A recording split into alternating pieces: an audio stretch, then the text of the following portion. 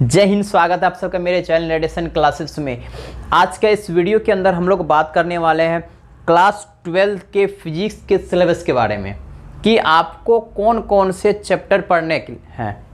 तो ये सबसे जो पहला वीडियो है, ये वीडियो के अंदर आपके फिजिक्स के सिलेबस के बारे में बताया जाएगा कि आखिर कौन कौन से चैप्टर हैं जो आपको पढ़ने हैं सिलेबस के अंदर, ताकि उन्हीं सिलेबस से ही आपके क्वेश्चन एग्जाम में देखने को मिलेगा।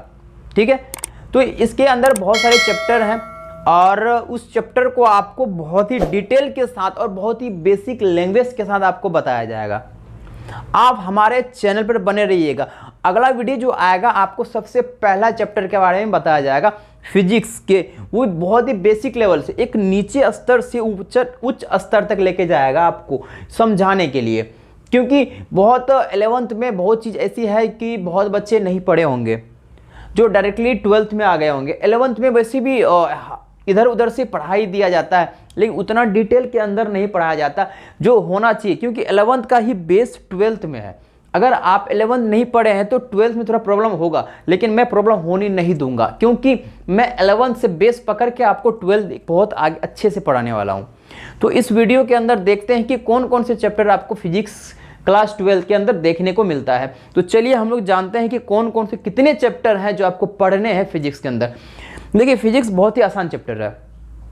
अगर आपने इस साल का अगर आपने पेपर देखा होगा तो बहुत ही बेसिक, क्योंकि मैंने भी फिजिक्स पढ़ाया, मेरा ऑफलाइन भी कोचिंग चलता है, मैंने भी फिजिक्स पढ़ाया और बहुत ही आसान सवाल सब आते हैं।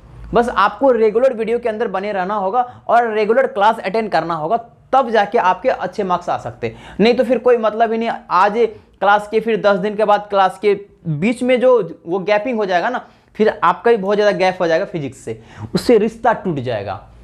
तो उससे रिश्ता बनाए रखिए, आप एकदम जुड़ के रखिए, हर एक वीडियो को देखिए। और मैं आपको नोट्स भी दूंगा, आपको नोट्स भी प्रोवाइड करूंगा और आपको हर एक क्लास का नोट्स आपको मिलेगा और उसको नोट्स कीजिएगा, आराम से कॉपी के अंदर नोट कीजिएगा, उसे हर दिन रीड कीजिएगा, पढ़िएगा। और मैं हर दिन ग्रुप में आपको या फिर मैं एक ऑब्जेक्टिव क्वेश्चन के तौर पे भी मैं आपको लाने वाला हूं, तो वो भी बेटर आपके लिए होगा। तो चलिए देखते हैं कि कौन कौन से चैप्टर आपको पढ़ने को मिलता है क्लास 12 के अंदर। तो चलिए देखते हैं हम लोग कि क्लास 12 के फिजिक्स के इतने सारे चैप्टर है, टोटल 19 चैप्टर है। आपको क्लास 12 में अगर फिजिक्स पढ़ने हैं तो टोटल 19 चैप्टर आपको पढ़ने होंगे और ये सारे चैप्टर आसान है पढ़ने के बाद। अगर नहीं पढ़िएगा तब तो हार्ड लगेगा, पढ़ने के बाद हर एक चैप्टर आपको आसान लगेगा। बहुत ही बारीकी से हम लोग हर एक चैप्टर को पढ़ेंगे। आज मैं आपको सिर्फ सिलेबस लिखा रहा हूँ कि कौन कौन से चैप्टर आपको पढ़ना है और हर एक चैप्टर को स्टार्टिंग से हम लोग पढ़ेंगे और कोर्स बिल्कुल कंप्लीट हो जाएगा आपका। आप टेंशन नहीं लीजिएगा, आराम से हर एक वीडियो अच्छे से देखिएगा और आपको आराम से हर चैप्टर के नोट्स भी मिलेंगे बिल्कुल आसान भाषा में, और आपको जो आपको क्लास के अंदर बताया जाएगा उन्हीं के नोट्स आपको मिल जाएगा। ठीक है, तो अब देखते हैं कि सबसे पहला चैप्टर क्या है हमारा 12th में फिजिक्स में। सबसे पहला चैप्टर क्या है कि हमको बोल रहा है कि विद्युत आवेश और विद्युत क्षेत्र, विद्युत आवेश और विद्युत क्षेत्र, electric charge and electric field. यानी कि इसके अंदर हम इलेक्ट्रिक चार्ज यानी आवेश के बारे में बात करेंगे एंड विद्युत क्षेत्र के विद्युत के एरिया की बात करेंगे कि एक किसी भी वस्तु को, कोई भी ऑब्जेक्ट को अगर मैं रख देता हूं तो उसके चारों तरफ जो अनुभव होगा उस इलेक्ट्रिक क्षेत्र यानी इलेक्ट्रिक फील्ड के कारण होगा। और जो आवेश के बारे में पढ़ेंगे कि आवेश क्या होता है, आवेश से इलेक्ट्रॉन निकलता है, इलेक्ट्रॉन से फिर हमारा इलेक्ट्रिसिटी पास होती है, जो बिजली आती है तार के अंदर, जो धारा प्रवाहित होती है वो आवेश के कारण होता है। तो हम लोग पहला चैप्टर भी बहुत इंटरेस्टिंग है। दूसरा चैप्टर क्या है, गॉस का प्रमेय। ये भी बहुत इंपॉर्टेंट चैप्टर है। आपको एग्जाम में एक क्वेश्चन तो देखने को मिलता है कि सिद्ध करें कि प्रूफ करें गॉस प्रमेय थ्योरम को। तो गॉस थ्योरम, इसको भी प्रूव करना, ये भी बहुत ज़्यादा इंपॉर्टेंट चैप्टर है। इसको भी बिल्कुल आसान भाषा में हम लोग समझेंगे। और एक थर्ड चैप्टर आता है हमारा विद्युत विभव, इलेक्ट्रिक पोटेंशियल, यानी कि इसके अंदर वोल्टेज के बारे में बात किया गया, विभव के बात किया गया, पोटेंशियली की बात किया गया। तो इसके अंदर भी देखेंगे कि किस तरीके से हमारा एक विद्युत धारा अगर एक जगह से दूसरे जगह प्रवाहित हो रही है, अगर एक पॉइंट से दूसरे पॉइंट में अगर हमारा कोई भी इलेक्ट्रिक पास कर रही है, धारा प्रवाहित कर रही है, तो उसके बीच में जो है वोल्टेज का डिफरेंस क्या होता है उसे विभवांतर कहते हैं, पोटेंशियल डिफरेंस कहते हैं हम उसे। तो इन सब चैप्टर के अंदर पढ़ने वाले बहुत ही मजेदार सब चैप्टर है। चौथा चैप्टर क्या है, विद्युत धारिता तथा स्थिर विद्युत जनित्र। क्या, विद्युत धारिता तथा स्थिर विद्युत जनित्र, यानी कि electric capacitance and electrostatic generator.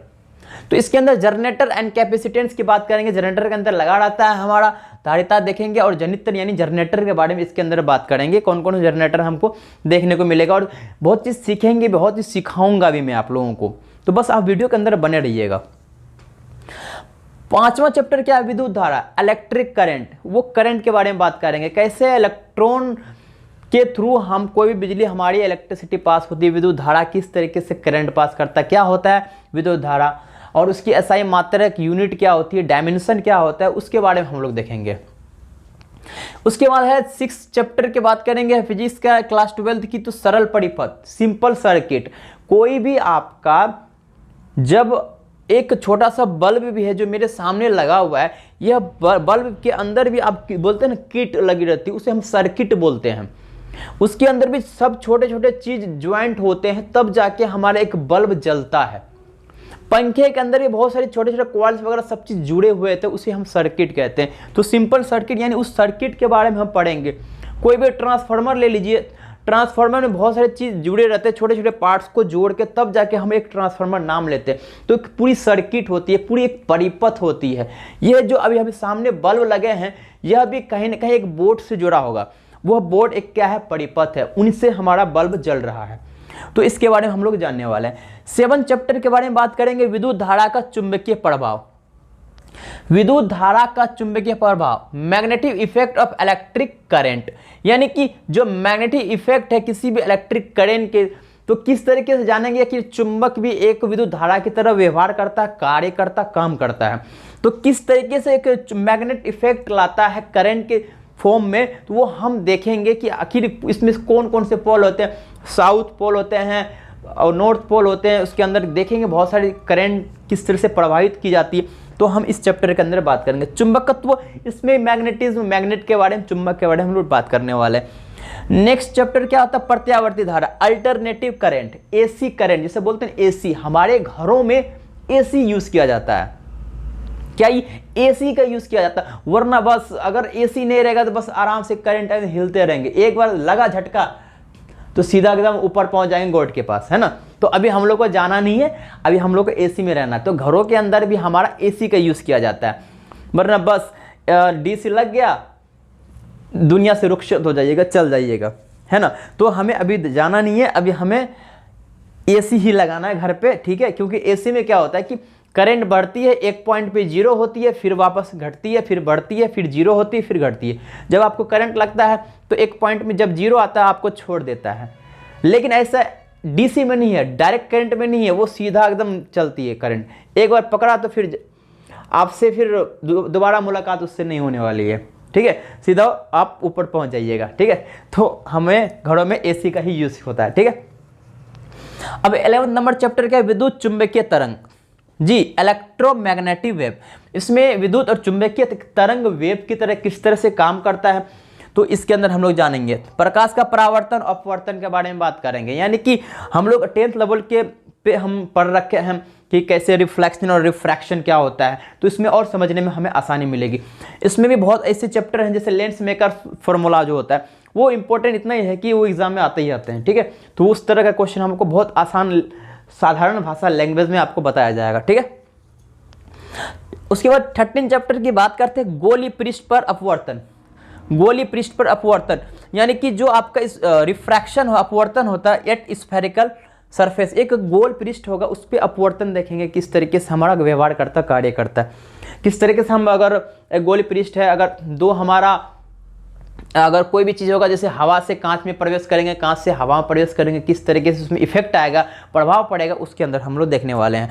4th chapter optics, जो बहुत इंपॉर्टेंट चैप्टर है, ये प्रकाशिकी की बात करते हैं, ऑप्टिक्स की बात करते हैं, बहुत इंपॉर्टेंट चैप्टर। इससे भी 14 से 15 या 16 नंबर के एग्जाम में पूछे जाते हैं, बहुत इंपॉर्टेंट चैप्टर है। इस चैप्टर को बहुत आसान तरीके से हम लोग समझेंगे। फिर प्रकाश का ध्रुवन, क्या प्रकाश का ध्रुवन, तो प्रकाश का ध्रुवन जो बताया गया, पोलराइजेशन ऑफ लाइट, तो इसके बारे में हम लोग बहुत ही अच्छे से समझेंगे।